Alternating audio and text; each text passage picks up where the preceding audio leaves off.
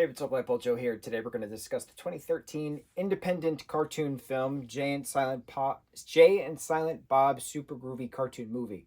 Hour and 3 minutes long, something like that. This was a festival film. It went to a bunch of different festivals. It is super crude, and I laughed twice. Once at the beginning, and I don't remember why I left, and then the ending post-credit where Doc Brown from Back to the Future calls Jay and Silent Bob Harold and Kumar. I laughed my ass off because I love Harold and Kumar. I want there to be multiple and many more Harold and Kumar franchise films or TV shows or something. Give me something. I love my buddy comedy films. Harold and Kumar is absolutely iconic, and then Jay and Silent Bob are absolutely iconic.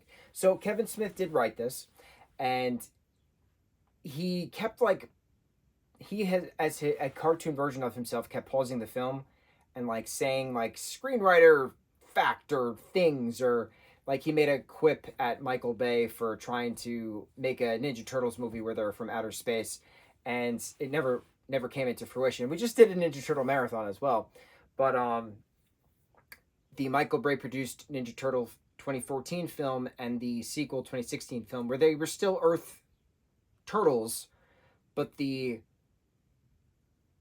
were experiments, not accidents. We talked about that. So, but originally he wanted to do it as an alien invasion film, that the turtles were aliens. And no, that's not how this works. The turtles are Earth turtles that happen to come in contact with alien goo, alien ooze at one point.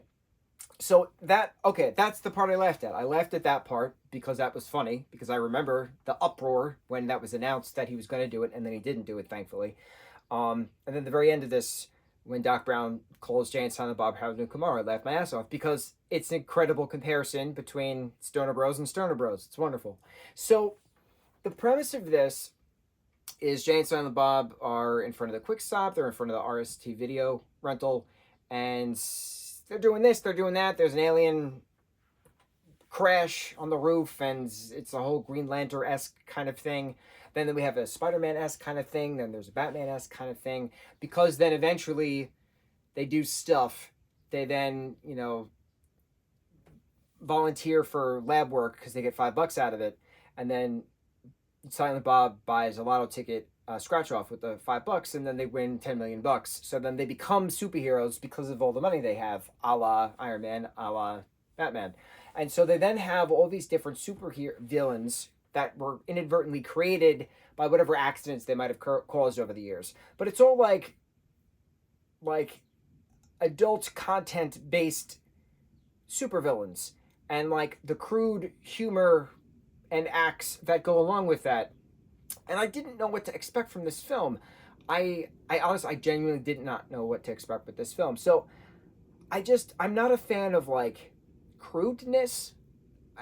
It's funny in passing, but I don't know. It's not an adult film, so it's what's the point? I don't know how to explain it. It's just, I don't see the point to it. And because I don't personally see the point to it, I didn't find it funny. And so that's why I only laughed twice. Once at a Ninja Turtles reference, and once at a Back to the Future Harold and Kumar reference. That was it. So, this is a festival film. It was not a wide-released, blockbuster released in multi, city movie theater chains. None of that. That's not what this film is. And then on the flip side and the hindsight of all this, to Kevin Smith's merit, because he can do both indie film and blockbuster film. Not many people can do that, but he put this together with his friends, with the fans, released it. Some people liked it, and that's how it goes. You can't win them all. I don't have to like them all. It's fine. We have Jay and Silent Bob Reboot, which is 2019. Then there's a making of Jay and Silent Bob Reboot, which is called Snoogans or something like that, which is my favorite Jay reference. Snoogans is it's wonderful. So we're going to watch that. We're going to throw that in the mix as well. And then we have Clerks 3, and then I think we're done with our marathon for the time being, unless there's new stuff that comes about. Who knows? Maybe. We got stuff to catch up on. We got shows to watch. Bro, we got a summer filled of stuff to watch. It's astounding putting a list together and going through the list. It's helpful in regards to keeping track of things, but you don't really realize how much you haven't seen until you make that list. It's one of those like some people are like, I know everything. And then other people's like, there's more stuff I need to know. I'm that person because I know I'm well aware that there's a plethora of knowledge that I'm not familiar with. And every day I can learn, I have the potential of learning something that I didn't know the day before. That's the purpose of growth, right? Progress. So I feel that way within regards to making these lists because there's so many things that I've seen, but there's so many things I have not seen. So it's one of those, I have the, conquest of, I have the will to conquest the things I haven't seen. I have the will to conquest the things I haven't learned yet.